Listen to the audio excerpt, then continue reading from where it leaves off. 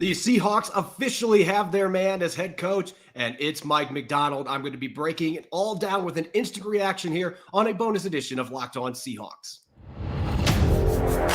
You are Locked On Seahawks, your daily Seattle Seahawks podcast.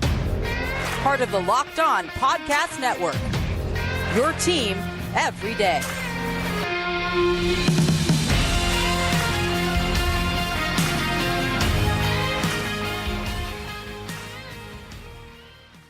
Greetings, 12. This is Corbin Smith, the host of the Locked On Seahawks podcast, your daily Seahawks podcast, part of the Locked On Podcast Network, your team every day. A special thanks to all the 12s here on this historic day in Seahawks history for joining in and making Locked On Seahawks your first listen 5 days a week. We greatly appreciate it. Just as a word of warning, those of you that follow me on social media, this should be completely understandable. There is now a long track record of breaking news happening when I decide to go for a run, and that trend continued today. I was in the middle of a 2.5-mile run today when the Seahawks decided to officially announce this hire of Mike Macdonald being their new head coach. So if I occasionally cough during this show, I do have athletic-based asthma, so my apologies. So if that happens, I don't think it's going to, but just a heads up, I'm not doing it on purpose. But anyway, it is a historic day for the Seattle Seahawks franchise. A new head coach set to take the reins, Mike Macdonald, former Baltimore Ravens defensive coordinator. You could tell that they were trying to speed up this process because the Seahawks interviewed with Macdonald yesterday in Baltimore, and less than 24 hours later, he's in the Pacific Northwest with a second interview. And usually when it happens that quickly, and yes, I know the Seahawks were trying to expedite the process because they had to wait till the Ravens were eliminated to even be able to speak with him, but 2 interviews in that quick of fashion, typically past precedent means that coach is flying to his new workplace. And that is what ultimately is going to happen in this instance with Macdonald taking the reins for the Seahawks, the new head coach replacing Pete Carroll. All along, as we've talked about tons on this show, as soon as Pete Carroll was moved into an advisory role, at least that's what the Seahawks said was going to happen, and they decided to move on from him as the head coach, Mike Macdonald was a name that immediately was given to me by multiple sources as a top target, and yet the timing, as we've mentioned a few times on the show, the timing prevented the Seahawks from being able to get the request in to interview him before the Friday deadline, before the wild card weekend games. And so they had to wait this entire process out. They were patient. They interviewed a bunch of different candidates, several of them twice, but ultimately Macdonald was the coach that they were hoping to land, and everything ended up working out in their favor, being patient. So now he will be coming on reportedly on a 6-year contract. Adam Schefter breaking that news a few moments ago. So the Seahawks have a new head coach. It's another defensive head coach. This seemed to be the fit all along that they were hoping to make happen. There were some questions whether he would come all the way to the West Coast, Pacific Northwest, to coach the Seahawks, and yet ultimately those have been answered. Obviously, both sides were interested in making this happen with how quickly this came together after the Ravens season ended with a loss in the AFC Championship game to the Chiefs. So now you get Mike Macdonald coming in as the new head coach, and we've talked a lot about him on the show. There's a lot of things to be really excited about with this guy. He is now the youngest head coach in the NFL, 36 years of age, 9 of the past 10 seasons he was with the Baltimore Ravens. And you want to talk about a coach that truly climbed the ladder. I think sometimes we throw that cliche around too much in this business, but this guy stayed with the Ravens under John Harbaugh, who, by the way, John Schneider has an immense amount of respect for because of his special teams background, a well-rounded coach. So that certainly was a feather in the cap of Mike Macdonald in this entire process. But he started off as a defensive assistant, moved up to linebackers. He was a secondary coach, then finally get his opportunity at Michigan to be a defensive coordinator. The Wolverines had a top 10 defense, made it to the college football playoff. Then he's back in Baltimore replacing Wink Martindale as the defensive coordinator 2 years ago. All the Ravens have done the last 2 seasons. They were 3rd in scoring defense in 2022. They were 1st in scoring defense this season. They were 9th in turnovers last year, 1st this year, top 10 in sacks both seasons. They have been one of the best defenses in the NFL. And look at some of the teams that they have dominated against, including the San Francisco 49ers. The Ravens blew them out earlier this year in large part because their defense was able to create turnovers. They really stymied the 49ers offensive attack. That had to be very appealing to John Schneider here, looking at who is going to take over as the new head coach. And so you look at those stats, and you look at the background for this guy, this really is a hire that I think has a chance to be a monumental one for the franchise. They had to hit a home run here, and we'll see what happens. But the fact that you're bringing in a guy as respected as Macdonald, and he's got a different personality than Pete Carroll, but that's okay. They didn't need to go out and try to find the next Pete Carroll from that perspective.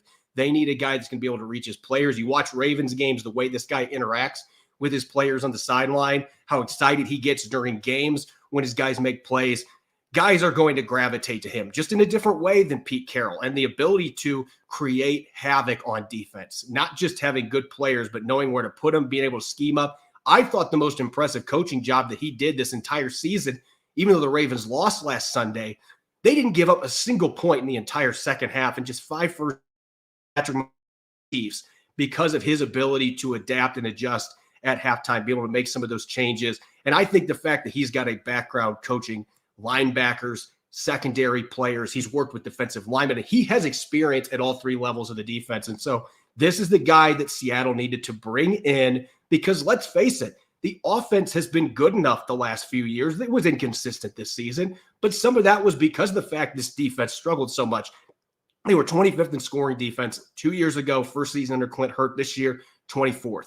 They just couldn't get that turned around, and I think that's the biggest reason that Pete Carroll is no longer in the coaching position. They are looking to get that turned around. So why not go out and get the best young coaching candidate you can get, who comes from the John Harbaugh tree? There's been some really good coaches come out of there. He has some connections now that he can use, and this is something we will touch on tonight's episode, but he's got connections to add to his coaching staff as well. So I'm really curious to see who he ends up bringing to Seattle with him. But that was the biggest problem this team's had the last 2 years. The inconsistencies on defense, the struggles defending the run, inconsistencies with their pass rush.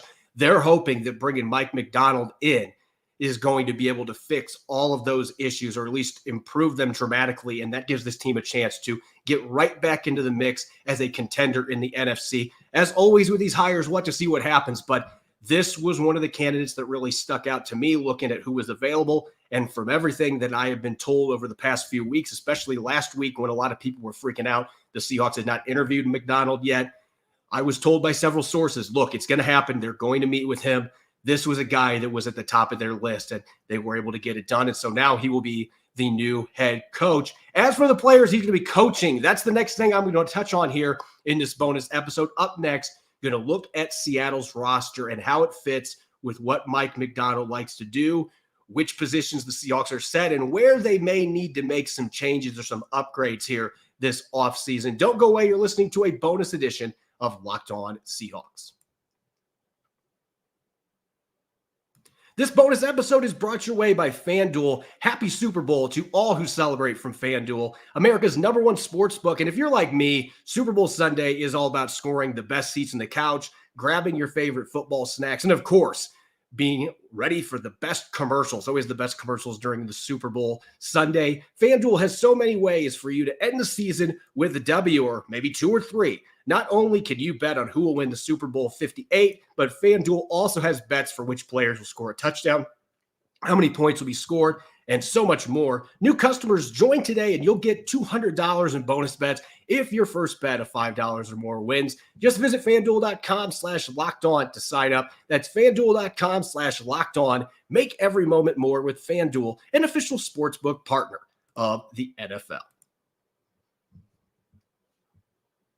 You're listening to a bonus edition here of Locked On Seahawks. I'm your host, Corbin Smith. A special thanks to all the 12s out there. As always, thank you for making Locked On Seahawks your first listen 5 days a week. We greatly appreciate it. The Seahawks officially have their man, Big Tuna, incoming. Mike Macdonald as the new head coach of the Seattle Seahawks, reportedly a 6-year contract, awaiting the official post from the Seahawks on their website. But everybody that I've talked to said this deal is going down. They're just hashing out the final details. He is going to be the Seattle Seahawks' new head coach. And with that, we can now shift the narrative here, because the discussion the last 3 weeks has been about who is going to replace Pete Carroll. Now that we know it's going to be Mike Macdonald, now we have to go to the roster, especially from a defensive perspective, because obviously a defensive coordinator for the Ravens at Michigan before that. He is a defensive-minded coach. So that is going to be the first focal point here.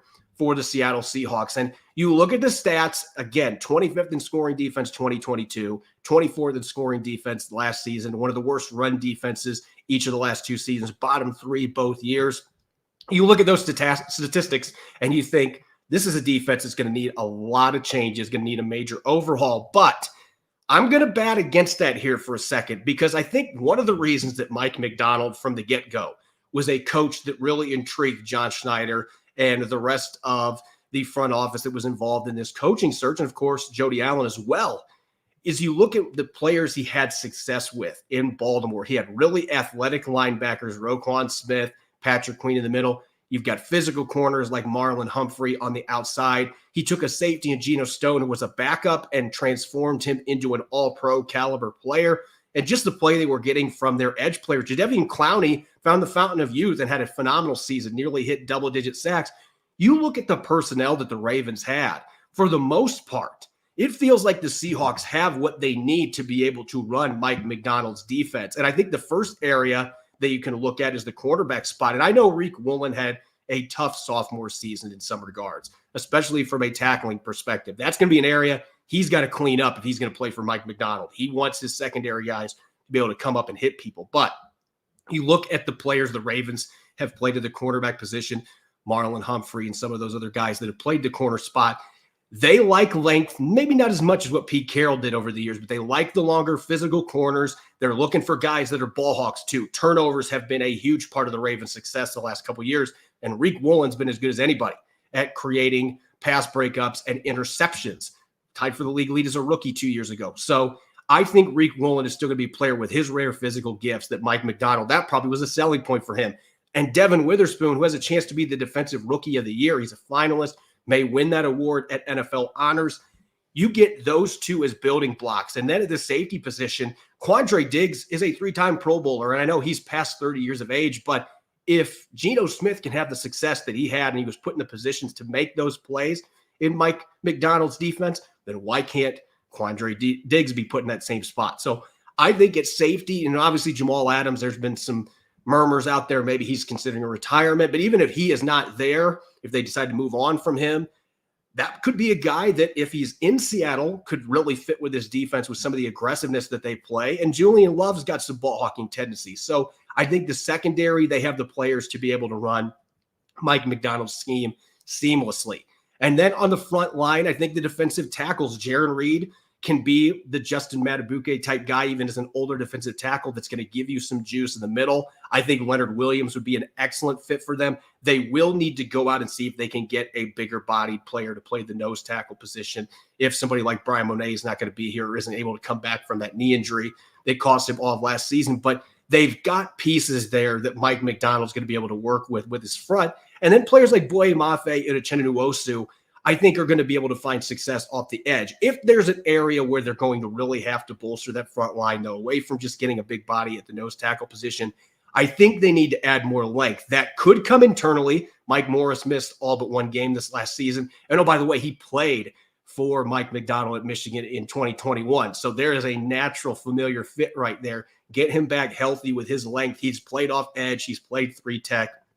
He could be a player that this actually ends up being a perfect system for him to be successful in the NFL. And then maybe you can go out and bring somebody like Jadeveon Clowney back to Seattle. Again, he had a great season in Baltimore. And with his length, his size, that is a player that really fits this scheme well. And Macdonald did an excellent job playing to his strengths. So I could see somebody like that has played previously for Macdonald coming over in free agency that isn't going to break the bank. And then the linebacker position. Bobby Wagner maybe would make sense to bring back, but I've talked about this on the show previously. I felt like Dan Quinn was going to be a better fit from that perspective because of his relationship with Bobby Wagner, coaching him in the past. Jordan Brooks is the much more athletic linebacker at this point, and it would make more sense, in my opinion. Maybe they bring back both those guys at the right price, but Jordan Brooks is the younger player that can be a building block defender. He's got the sideline-to-sideline speed. He had his best season statistically in coverage and really on film this past season, and he's going to be more than a year removed from that torn ACL. So I would think that would make a lot of sense. Patrick Queen, who played for Macdonald in Baltimore, is also scheduled to be a free agent too. So that may be a wrench to throw in there. But in my opinion, those are the areas where they have the biggest questions personnel-wise. Who's going to be your linebackers in the middle? All three of their main linebackers are scheduled for free agency. Off the edge, are you going to be able to get some more length to add to that group? And can you get a little more size, a little more bulk in the middle that's going to be able to fill a Michael Pierce type role in this defense? I expect the Seahawks are going to be aggressive from that standpoint, going out and finding some of those pieces in free agency in the draft that are going to be able to shore up the areas that maybe don't match with his scheme. But overall, if I'm Mike Macdonald, I'm pumped up about this, particularly the secondary players that I'm inheriting with Reek Woolen, Devin Witherspoon, Julian Love, Quandre Diggs, maybe Jamal Adams. That group, Jarek Reed coming back from an ACL tear, he was impressive last year. That is a secondary group that would have me just chomping at the bit to be able to get this coaching job. And of course, on the offensive side of the ball, you've already got a built-in success system there with Geno Smith, the receivers, the running backs they've got. The key is going to be making sure that he really nails the offensive coordinator hire and get somebody that is going to be able to coach up this offensive line, because that's something that has held the Seahawks back for a very long time. Can they fix that under a new head coach, bringing some of that Ravens attitude, that Ravens physicality to this football team? So overall, from a defensive perspective, I feel like this was a position that Mike Macdonald had to be really excited about, because Seattle already had a lot of the personnel in place to be able to run his scheme effectively. And I think he can really maximize players like Quandre Diggs, Devin Witherspoon. Up front, boy, Maffa, if you thought he had a breakout year last year, I think this is a defense that he could be much better in with Mike Macdonald coaching, whoever he's got as the defensive coordinator. And I think the linebackers were a huge part of the success for the Baltimore Ravens the last 2 years. I could see that maybe being the area where his presence improves this football team the most moving forward. So there's some areas of concern. There's some areas they have to address, but there are a lot of built-in pieces. There's already a really good foundation here for Mike Macdonald to work with. And this would be a reason why I think there was mutual interest from the get-go, and that these two sides were able to hash out a deal real quick to get him into the VMAC and sign on as the new coach of the Seattle Seahawks. We're just getting started here on Locked On Seahawks. Coming up later today, my co-host in crime, Rob Rang, and I, we're going to be breaking down this latest news, the hiring of Mike Macdonald, and then we're going to dive into some offensive coordinator candidates. If there's already one not announced at that point, we will be looking at some favorites to potentially come to Seattle and take that position.